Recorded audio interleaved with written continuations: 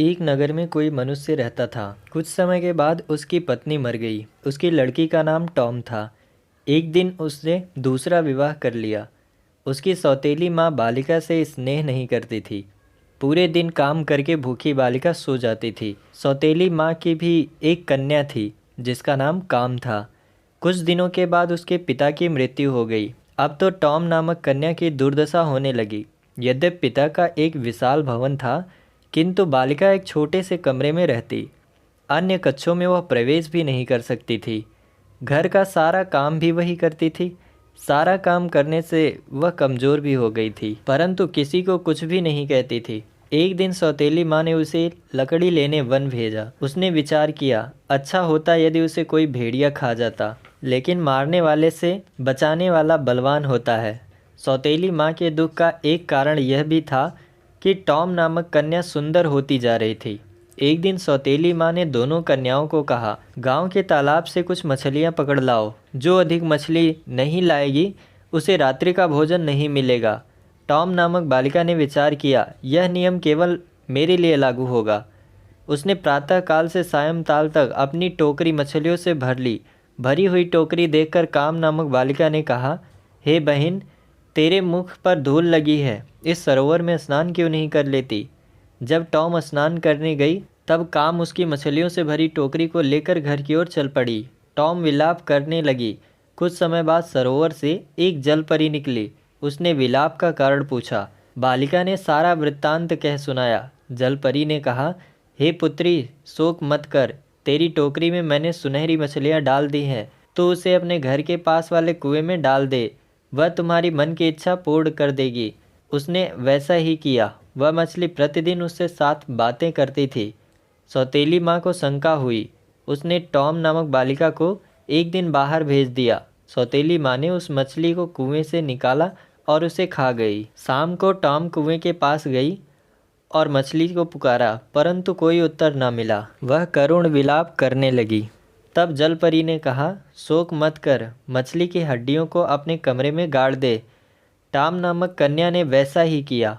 उस समय उसे एक सुंदर साड़ी मिली। दूसरे दिन उत्सव था। सौतेली माँ ने चावल और चने मिलाकर टॉम नामक कन्या को कहा, तू इन चावलों में से चने अलग कर। ऐसा कहकर सौतेली माँ अपनी लड़की के साथ मेला देखने चली गई। आंसू बहाती हुई कन्या ने विचार किया, मैं साड़ी पहनकर मेले में कैसे जाऊंगी। उसी समय हजारों चिड़ियाएं वहां आ गई। क्षण भर में ही चावलों से चनों को अलग कर दिया। वह शीघ्र ही साड़ी और जूते पहनकर राजकुमारी की तरह मेले में पहुंची। उसे आई देखकर काम नामक बालिका ने माँ के कान में कहा, यह बालिका जो राजकुमारी जैसी लग रही है, क्या यही टॉम है। सौतेली माँ को देखकर टॉम नामक बालिका भय के कारण भागने लगी। उसका एक जूता वहीं गिर पड़ा। एक राजपुत्र उस जूते को देखकर मोहित हो गया तथा उसने सैनिकों को आदेश दिया, कुमारी को राजभवन में ले आओ। सैनिक ढूंढकर उसे वहां ले आए। सुंदरी बालिका को देखकर राजपुत्र ने उसे महारानी बना दिया। यह देखकर सौतेली माँ बहुत दुखी हुई। एक दिन पिता के श्राद्ध में टॉम अपने पिता के घर आई। ऊपर से प्रसन्न सौतेली माँ ने कहा, पेड़ से नारियल के फल तोड़कर याचकों में। जब वह वृक्ष पर चढ़ी तो सौतेली माँ ने वृक्ष को काट दिया। वह स्वयं रोती हुई राजा को कहने लगी, हाय, मेरी पुत्री नारियल के वृक्ष से गिर गई और वह मर गई। गिरी हुई बालिका को उठाकर एक वृद्धा स्त्री अपने घर ले गई तथा उसका उपचार भी किया। कुछ दिनों के बाद वह स्वस्थ हो गई।